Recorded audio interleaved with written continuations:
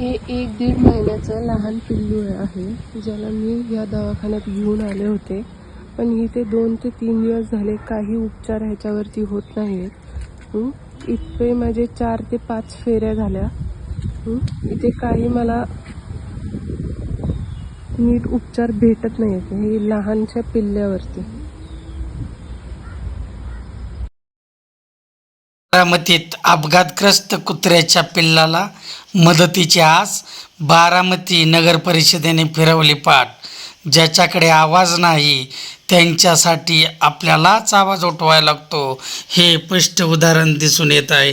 2 ते 3 दिवसापासून हे पिल्लू उपचारापासून वंचित आहे व बारामतीतील ठेकेदार जाणीवपूर्ण कर्तव्यात कसूर करत आहे हे स्पष्ट दिसून येत आहे व अधिकारीसुद्धा ठेकेदाराचेच कारण सांगत आहे व फरार होत आहेत.